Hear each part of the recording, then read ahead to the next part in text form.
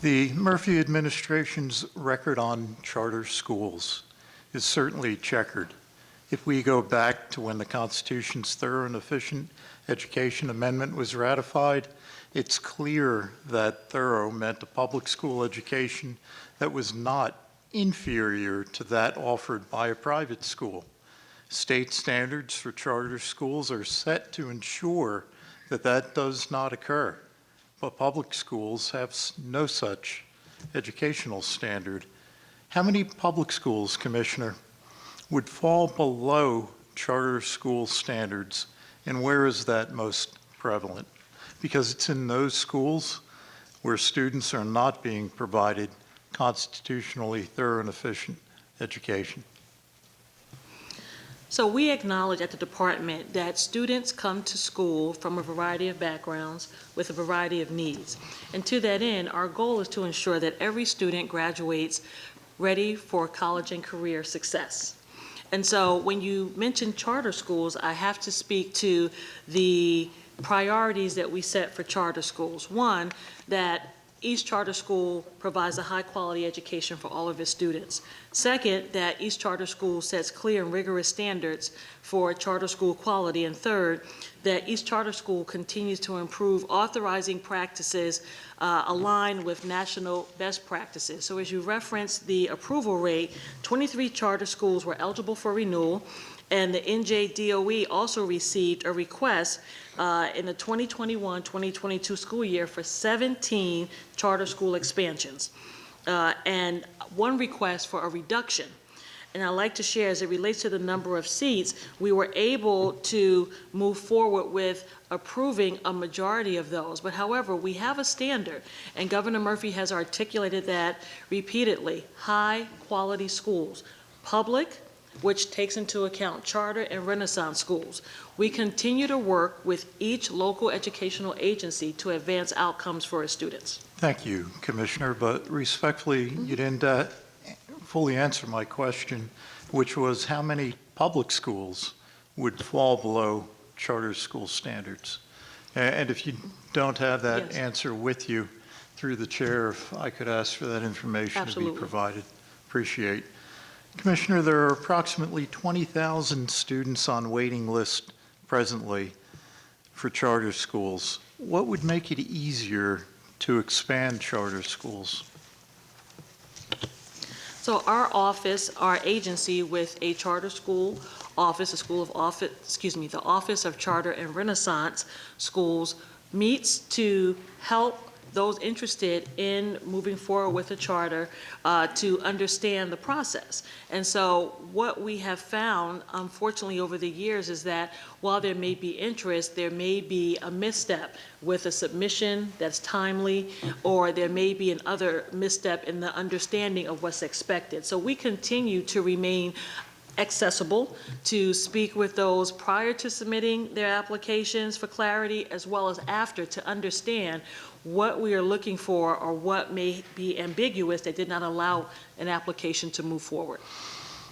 Is there a reason, Commissioner, why the administration hasn't made it easier to expand charter schools? So, Assemblyman, I take the contrary view. We have made it easier with very clear expectations and guidelines. We've been extremely consistent throughout the Murphy administration in what we value as it relates to charter schools, and look forward to seeing more applications come in and hopefully more charter schools approved. Commissioner, charter schools are usually in economically disadvantaged areas to help those students in underperforming school districts. I'm sure that you know that, having given your past experience. New Jersey's entire history of school funding is about trying to help poorer districts reach higher education standards, which charter schools are designed to do. This is not the only area where the Murphy administration seems to fail disadvantaged communities when it comes to education. The opposition to charter schools is also seen in the administration's opposition to magnet schools that would help to segregate school systems near each other, but aren't as diverse as they could be. I understand that case is ongoing. Perhaps you prefer not to comment. That's okay. but it's just another example of disadvantaged students not being helped by the Murphy administration. A third example, Commissioner, is the insistence by this administration to cut funding to school districts that the federal government has designated high poverty and high need. You know this as the maintenance of equity requirement, which we had discussed earlier, which is a fitting name actually because it takes care of disadvantaged districts. Why the Murphy administration insists upon doing so remains a mystery to me. Do you support the strict opposition to charter schools and magnet schools with a strict insistence on cutting aid to districts that cannot afford the loss? And can you please provide a more direct answer as to why Governor Murphy has taken these positions? So I'd first like to say that I support leading an agency that adheres to the law. And that goes back to SFRA as amended by S2. It is my position as a leader of the Department of Education to ensure that we are following all the tenets set forth. And we are in year 5 of year 7 of that funding formula. And so with that, the governor's stance has been to encourage and promote excellence in education. And we see that across our great state. As I've had the opportunity to visit classrooms, it has been wonderful to actually witness educators and students in the classroom learning once again. I have received feedback about how the department has helped successfully reopen schools and meet the needs, and where there are opportunities for us to advance. This administration is pro-charter school, pro-magnet school, pro-high quality education, and we have standards that we adhere to ensure that everyone is aware of that, and we're very transparent. As it relates to the maintenance of equity, ongoing conversations are underway, and I'm very proud of this proactive stance that we've taken to engage with the federal government to fully understand how we can do our part in helping all of our school districts. Thank you, Commissioner.